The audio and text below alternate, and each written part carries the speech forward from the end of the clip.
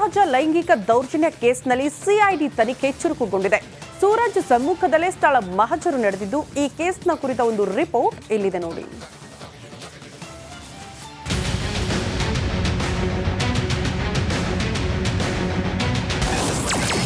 Gunny ಕಡದ ತೋಟದ ಮನೆಯಲ್ಲಿ ಸ್ಥಳ ಮಹಜರು. ಸೂರಜ್ ಸಂತ್ರಸ್ತರ ಸಮ್ಮುಖದಲ್ಲಿ ತನಿಖೆ ಚುರುಕು. ಅಸಹಜ ಲೈಂಗಿಕ ದೌರ್ಜನ್ಯ ಕೇಸ್ನಲ್ಲಿ ತನಿಖೆ ಚುರುಕುಗೊಂಡಿದೆ. ಆರೋಪಿ ಸೂರಜ್ ರೇವಣ್ಣ ವಿಚಾರಣೆ ನಡೆಸಿದ ಸಿಐಡಿ ಸ್ಥಳ ಮಹಜರು ಕಾರ್ಯ ನಡೆಸಿತ್ತು. ಕಳೆದ ಜೂನ್ 16ರಂದು ತನ್ನ ಮೇಲೆ ಲೈಂಗಿಕ ದೌರ್ಜನ್ಯ ನಡೀತಂತೆ. ಈ ಸಂಬಂಧ ಅರಕಲಗೂಡು ಯುವಕ ಜೂನ್ 22ರಂದು ಹೊಳೆನರಸೀಪುರ ಠಾಣೆಗೆ ದೂರು ನೀಡಿದ್ದ. ಈ ಕೇಸನ್ನ ನಂತರದಲ್ಲಿ ಸಿಐಡಿಗೆ ಹಸ್ತಾಂತರ ಮಾಡಲಾಗಿತ್ತು. ಸದ್ಯ ಕೇಸ್ನ ತನಿಖೆ ಚುರುಕುಗೊಳಿಸಿದ ಸಿಐಡಿ ಮೊದಲ ಸಂತ್ರಸ್ತನನ್ನ ಹೊಳೆನರಸೀಪುರ ತಾಲೂಕಿನ ಗನ್ನಿಕಡದ ತೋಟದ ಮನೆಗೆ ಕರೆದೊಯ್ದು ಸ್ಥಳ ಮಹಜರು ನಡೆಸಿದ್ರು. ಸಂತ್ರಸ್ತನ ಸಮ್ಮುಖದಲ್ಲಿ 3 ತಾಸು ಸ್ಥಳ ಮಹಜರು ನಡೆಸಲಾಯಿತು. ನಂತರ ಸಂಜೆ ಹೊತ್ತಿಗೆ ಸೂರಜ್ನನ್ನ ಸ್ಥಳಕ್ಕೆ ಕರೆದೊಯ್ದು ಮಹಜರು ಮಾಡಲಾಯಿತು. ಆ ಮೂಲಕ ಸಾಕ್ಷ್ಯ ಸಂಗ್ರಹಿಸಲಾಗಿದೆ. Bureau report, republic Kannada. ಕಾಟ ಕೂಡ ಶುರುವಾಗಿದೆ. ಹಾಗಾಗಿ ಜನರಲ್ಲಿ ಸಹಜವಾಗಿ ಆತಂಕ ಮನೆ ಮಾಡಿದೆ. ಈ ಕುರಿತ ವರದಿ ಇಲ್ಲಿದೆ ನೋಡಿ.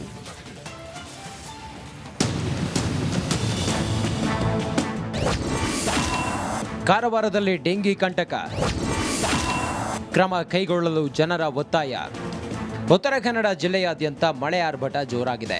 ಕಾರವಾರದ ಕೋಣೆವಾಡ, ಲಿಂಗನಾಯಕನವಾಡ, ದೋಬಿಘಾಟ್, ಕೋಡಿಬಾಗ್ ಸೇರಿದಂತೆ ಇತರೆ ಕಡೆಗಳಲ್ಲಿ ಮಳೆಗಾಲದಲ್ಲಿ ಜನತೆ ತೊಂದರೆ ಎದುರಿಸುತ್ತಿದ್ದಾರೆ.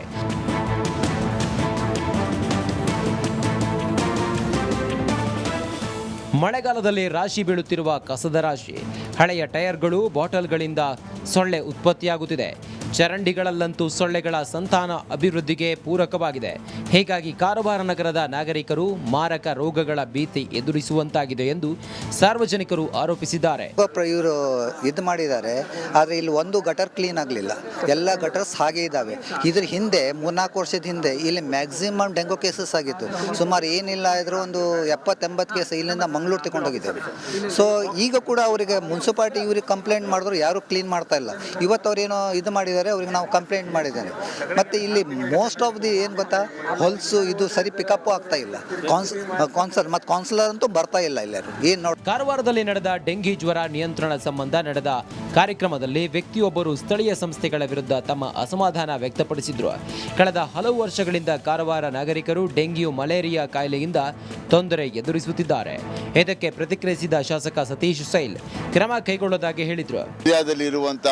ಒಂದು ಸ್ಲಮ್ ಏರಿಯಾದಲ್ಲಿ ಇರುವಂಥ ಏನು ನೀರು ಶೇಖರಣೆ ಆಗುವಂಥ ಒಂದು ಇದು ಉಂಟಲ್ಲ, ಅದನ್ನು ಗಂಗಾಜಲ್ ಟೈಪ್ ಮಾಡ್ತೇನೆ ಅಂತ ಹೇಳಿದರು.